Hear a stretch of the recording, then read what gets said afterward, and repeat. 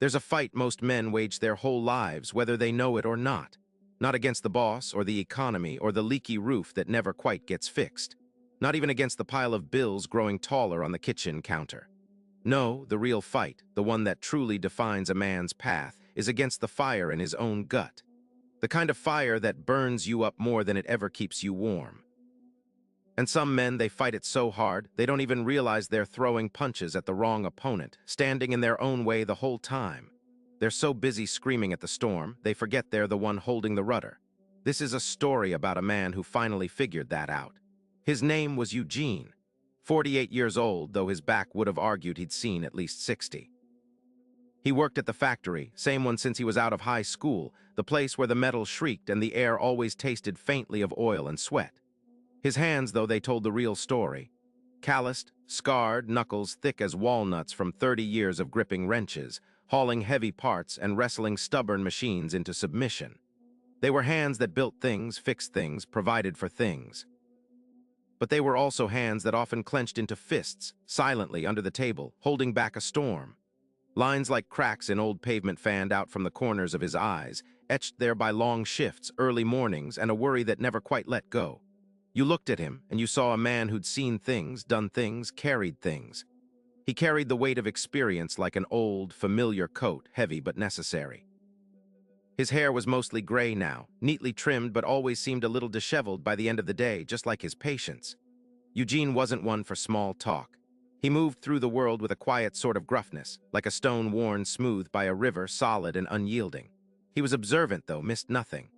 A new crack in the pavement on the walk to work, the way a new hire flinched when a machine roared, the subtle shift in his wife Maria's smile that meant something was wrong. He processed it all, tucked it away, rarely commented. Most people mistook his quietness for calm, for steadiness, and in many ways he was. He was the guy you'd call if your car broke down, the one who'd show up, size up the problem, and get to work without a lot of fuss. But beneath that steady surface, there was always a hum, a low thrum of frustration just beneath the skin. A tension in his jaw, a quickness in his eyes that could flare up if pushed. Provoke him just right, question his work, threaten his family, or simply imply he wasn't doing enough, and that quiet man could ignite. Not always with shouting, sometimes just a silence so cold it burned worse than any yell. He'd learned to bury it, or thought he had, but it was always there, simmering, waiting for the spark. A flicker of resilience, yes, but also a hidden fuse waiting to be lit. The hidden fuse wasn't a choice, not really. It was a consequence of a life lived on the edge, always a few dollars short, always battling a rising tide. Eugene's day began not with the sun, but with the rasp of his alarm clock at 5 a.m. Not a gentle chime, but a persistent, mechanical screech that tore him from the too short reprieve of sleep. His feet hit the cold linoleum floor of his modest, well-worn house, a house that always seemed to need something, a leaky faucet, a loose shingle, a draft in the living room he could never quite seal. Each needed repair was another bill, another weight. He'd shower quickly, the hot water a luxury he tried not to linger in, knowing Maria and the kids, Leo and Sophia, would need it soon. The factory was a short drive away, through streets he'd known his whole life, past houses that looked just like his, some better kept, some falling into disrepair. Each morning felt like stepping onto a conveyor belt, the same route, the same faces, the same smell of grease and metal, and something vaguely acrid that always clung to his clothes even after washing. His work on the assembly line was precise, repetitive. His hands, calloused and strong, moved with an efficiency born of 25 years doing essentially the same thing. Bolts tightened, components fitted, machines whirred and clanked. He was good at it, damn good. He took pride in the perfect alignment of a part, the smooth operation of a freshly assembled unit. But the pride was a small, quiet thing, easily overshadowed by the relentless rhythm, the ache in his lower back by lunchtime, the dull throb in his temples by the time the whistle blew for quitting time. Money was the tightrope he walked every single day. The numbers in his head never quite balanced. Maria worked part-time at the local diner doing her best, but it was never enough. Not for the mortgage, not for Leo's new school uniform that cost a fortune, not for Sophia's braces that were coming due.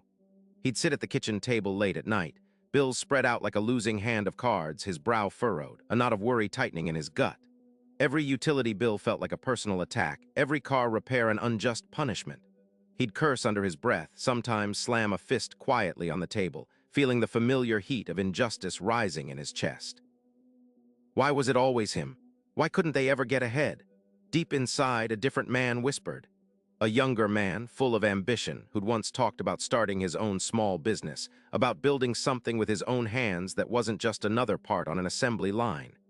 He'd even taken a few evening classes at the community college years ago, drafting and design, something with a future, he'd thought. But then the plant had a slowdown. Maria got pregnant with Leo, and responsibility, cold and unyielding, clamped down.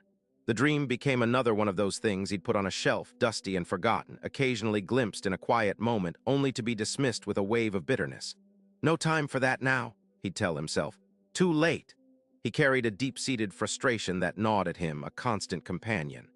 It wasn't just the money, though that was the sharpest tooth. It was the feeling of being trapped, of watching the world move on while he stayed fixed, a gear in a massive machine he couldn't control. He saw other men, not smarter, not harder working, somehow moving up, breaking free. He'd always attributed it to luck, or who you know, or the system being rigged. He genuinely believed that if the circumstances would just change, if the economy would just pick up, if his boss wasn't such a tightwad, then he could finally catch a break. His impulsiveness, that tendency to let anger or frustration dictate his reactions, was a dark shadow he rarely acknowledged. He'd quit a promising job once over a perceived slight, walked out in a fit of pique that cost him weeks of unemployment and set them back months. He'd lashed out at a well-meaning supervisor who'd offered advice, mistaking it for criticism, burning a bridge he might have needed later. Each time, he'd tell himself it was their fault, their disrespect, their blindness. Never his own quick temper, his inability to just hold his tongue and think. That was Eugene. A man of quiet pride in his family, a fierce loyalty he'd defend with his last breath. But also a man tethered to a cycle, bound by reactions he mistook for righteousness, unknowingly pulling the chain tighter himself, one angry outburst, one despairing shrug, one missed opportunity at a time. The world, as he saw it, was an adversary, and he was perpetually locked in battle, always losing ground, always blaming the battlefield itself.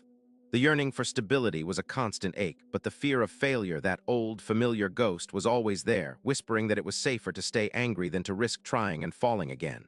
The 5 a.m. alarm was a daily punch to the gut. Eugene would rise, moving with the quiet urgency of a man resigned. A gruff morning. To Leo and Sophia, then the grim commute to the factory. On the line, the metallic clang and drone were constant companions. His hands, calloused and thick, moved with bone-deep familiarity, trading time for an existence always on the edge.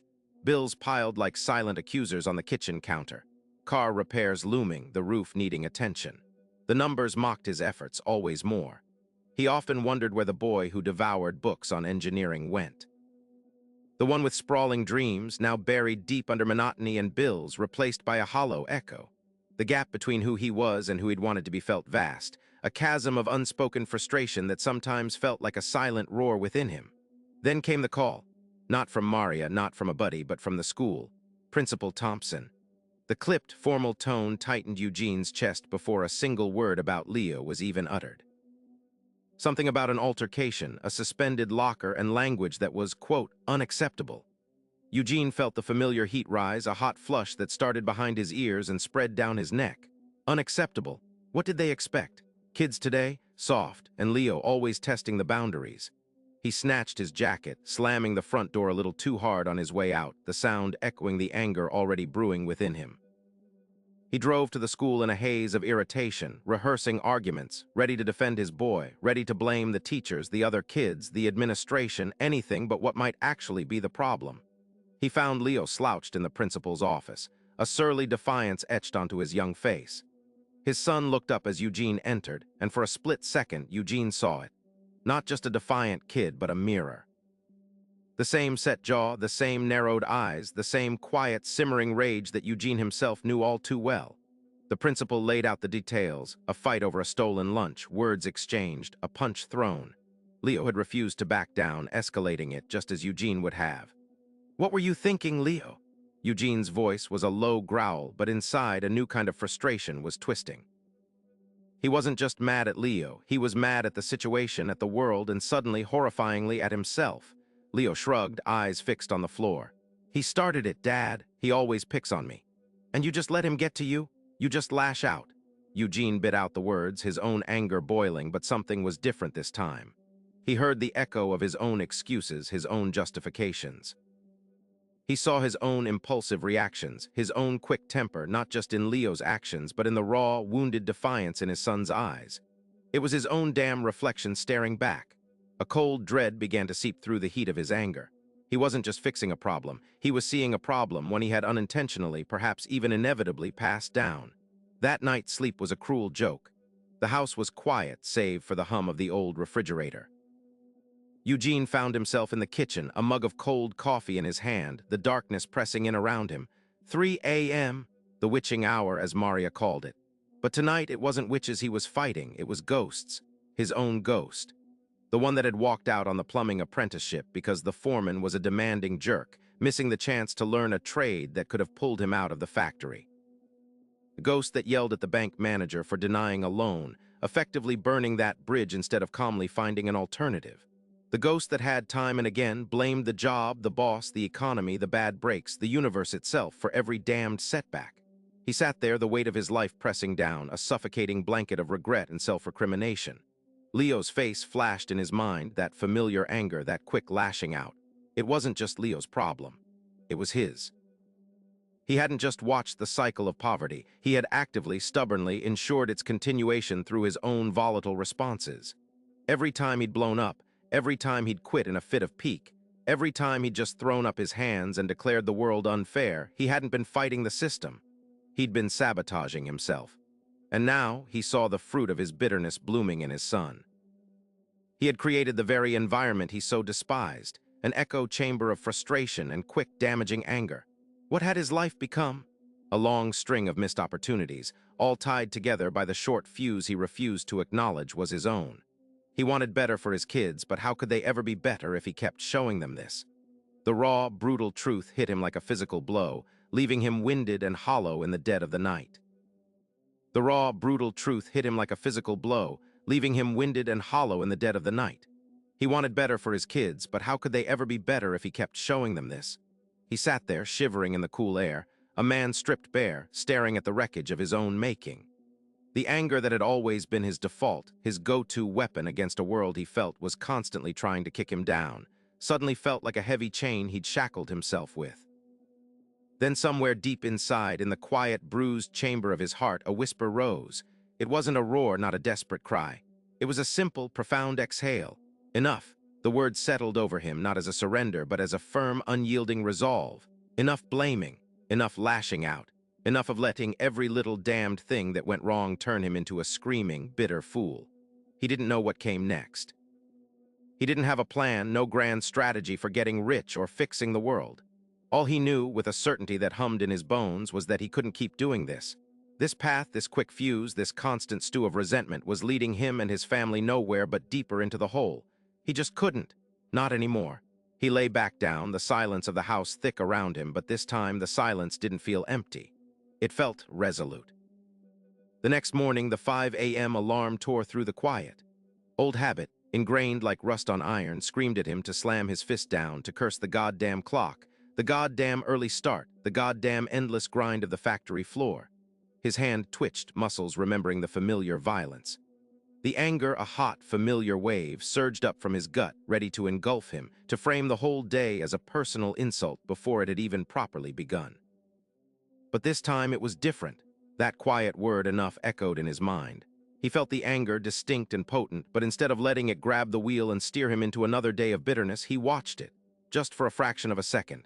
He watched it rise, acknowledged its presence, and then with a conscious effort that felt like prying apart steel plates, he breathed in, deep, slow, and then out. His hand, instead of slamming, reached out and simply pushed the button to silence the alarm. No grunt, no curse, just the click. It was a microscopic shift, barely noticeable to anyone but him. But inside, it felt like he'd just lifted a small car. His feet hit the cold floor. The temptation to stew, to nurse the grievance of the early hour, was immense. His mind started its usual litany. Another damn day of busting my ass for nothing. They expect miracles for pennies. He could feel the familiar pull, the comfortable weight of his victimhood. He paused by the bathroom mirror, looking at his tired eyes. The fight to keep the negativity at bay was already exhausting. He splashed cold water on his face, trying to wash away the residue of the old Eugene. On the factory floor, the first challenge arrived within the hour. The stamping machine, Machine 7, which had been giving them grief all week, suddenly seized up with a gut-wrenching screech and a puff of acrid smoke. Old man Jenkins, the supervisor, a wiry man with a perpetual frown, was already stomping over, his face purple, ready to blame the nearest pair of hands. "What the hell happened here, Eugene? You sleeping at the wheel?" Jenkins bellowed, his voice cutting through the din. Eugene felt the familiar knot tighten in his stomach. The heat rose in his neck. His jaw clenched. Every fiber of his being screamed to snap back, to tell Jenkins where he could shove his accusations, to launch into a tirade about ancient machinery and understaffing and the company's cheapskate ways. That was the old Eugene. That was the self-sabotage waiting to happen. He could already picture himself storming off, maybe even walking out, just like he had from that apprenticeship, that welding job. He felt the anger sharp and hot, but he held it. He didn't push it down, he didn't pretend it wasn't there. He just didn't let it out. He took another breath, felt the clench in his stomach, the pounding in his temples. It was a deliberate, agonizing choice. He saw Jenkins not as an enemy, but as a frustrated man reacting to a broken machine. He saw the machine not as a personal insult, but as a problem. "Seized up, boss," Eugene said, his voice surprisingly steady even to himself. He leaned down, eyes already scanning the gears, ignoring Jenkins' sputtering. "Sounds like the main bearing's gone. Been making a racket all week. We'll need maintenance to strip it down." He didn't raise his voice. He didn't accuse. He just stated the fact, focused on the problem, not the fight. Jenkins blinked, momentarily disarmed by Eugene's uncharacteristic calm. He'd expected an argument, a shouting match. Eugene could feel the small victory inside him, a quiet hum. He hadn't fixed the machine. He hadn't fixed his life. But he hadn't let the situation control him. Not this time. He just worked the problem. It was hard. It was damn hard. Every fiber of his being wanted to revert, to indulge in the familiar, satisfying explosion of temper. But he stayed the course, one breath at a time, one quiet reaction at a time. And the day, against all his expectations, felt different, manageable, just barely. Manageable. The next few days were a grind. Not just the factory floor, but the internal one.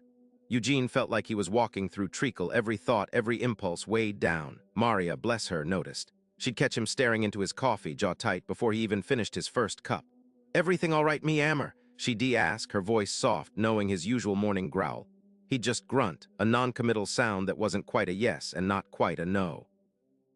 Inside, he was fighting off the urge to snap at her, to tell her everything was wrong, that the whole damn world was wrong. The familiar frustration bubbled, a low simmer in his gut, telling him it was easier to just blow up, clear the air with a good shout, then deal with the silence after. But he remembered Leo's face, that mirroring anger. He took a breath, counted to 3, then let it out slow. "Just tired, honey," he managed, pushing the words past the knot in his throat. Wasn't a full confession, not yet, but it wasn't a snap either. A small victory. He felt a different kind of tired now, not the bone-deep weariness of futile rage, but the mental exhaustion of constant vigilance. At work, the hum of the machine seemed louder, more grating. Old man Henderson's incessant whistling in the next bay usually made Eugene's teeth ache, pushing him to the brink of a sarcastic retort. Today, Henderson was off-key, hitting every note just a little flat. Eugene felt the familiar tightening in his chest. "Just hit him with a sarcastic comment, Eugene. Shut him up." The old voice was persuasive, comforting in its familiarity. It was like a well-worn path in his brain, easy to follow. He could practically feel the relief that would come with lashing out, the momentary satisfaction. But then the quiet shame, the lingering bitterness. He gripped the wrench a little tighter, knuckles white. Instead of looking at Henderson, he focused on the rhythmic press of the hydraulic stamper, breaking down its complex motion into individual parts. Push, hold, release, he breathed with it. It didn't make the whistling stop, but it made Eugene hear it less. Or rather, he heard it, but it didn't own him. The rage was still there, a distant thunder, but it wasn't crashing right on top of him. He got through the shift without a single argument, without a single outburst. It felt like running a marathon with a concrete block strapped to his back. A week went by, feeling like a year. The quiet struggle was more draining than any shouting match. He found himself more exhausted than ever, the mental effort of rerouting every impulse leaving him drained. Then came Friday, and with it the rent. Eugene walked into the living room, Maria already at the small, wobbly kitchen table, sifting through the pile of bills. Her brow was furrowed, a familiar worried line that etched itself deeper with each passing month. Leo and Sophia were quiet, sensing the unspoken tension. Gas bill jumped again, Maria said, not looking up. Her voice was flat, defeated. And the water heater, it's going to need more than just a patch this time. A new one is what the guy said. 300 at least. Eugene felt the familiar heat rise from his stomach up his chest, a wave of despair mixed with fury. 300. We don't have 300. The world was out to get them. This was it. The breaking point. The moment when he could throw his hands up, curse the heavens, kick something. His mind raced, blaming the landlord, the utility company, the government, the lousy factory pay. All of it, all of them. He could feel the words forming on his tongue, sharp accusations, self-pitying laments. He saw Leo flinch slightly, his eyes glued to his dad's clenched fists. That flinch was a cold splash of water. It was Leo, right there, watching him, absorbing it all. Eugene sat down heavily, not across from Maria, but next to her, squeezing her hand. His jaw was still tight, his whole body humming with unreleased tension. But he didn't yell. He didn't blame. He closed his eyes for a second, just breathing. "Okay," he said, the word coming out a little rough. "Okay, 300, that's a problem." He opened his eyes, forcing himself to look at the numbers, not the impending disaster. "What can we do?" Maria looked at him, surprise flickering in her eyes. Usually this was when the storm broke. I don't know, Eugene, maybe call Mr. Rodriguez, see if he'll let us pay half now, half next month." "Good idea," Eugene nodded. "And the water heater, maybe I can look at it again first. Really look. See if it's truly shot or if it's just a bad diagnosis from a guy who wants to sell us a new one." He didn't know if he could fix it. He certainly wasn't a plumber. But it was a plan, not just a surrender to rage. It wasn't easy. Every part of him screamed, this is unfair, this is impossible. But he found a tiny thread of control and he held on to it.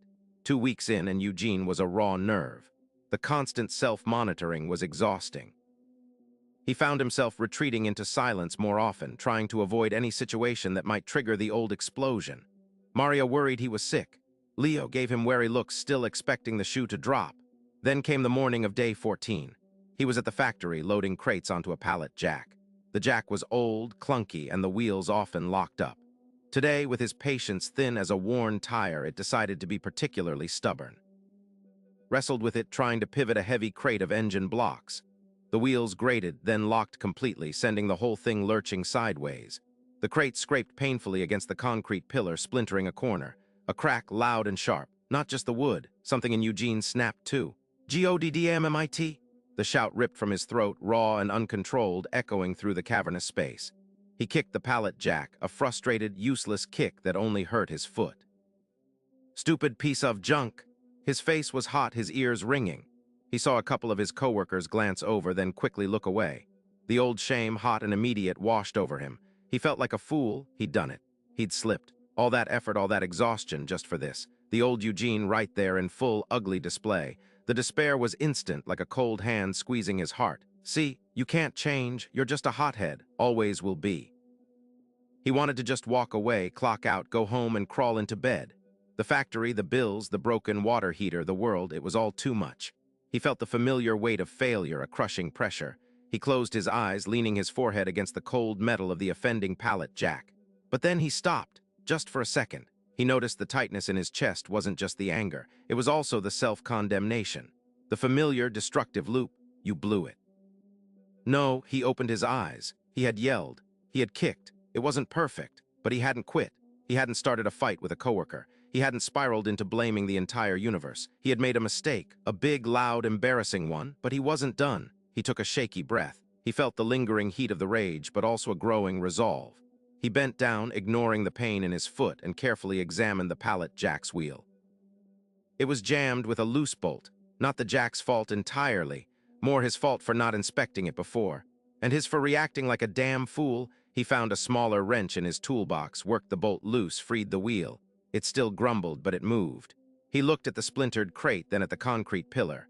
There was no going back, no unyelling the yell, but he could clean up his mess. He could keep going.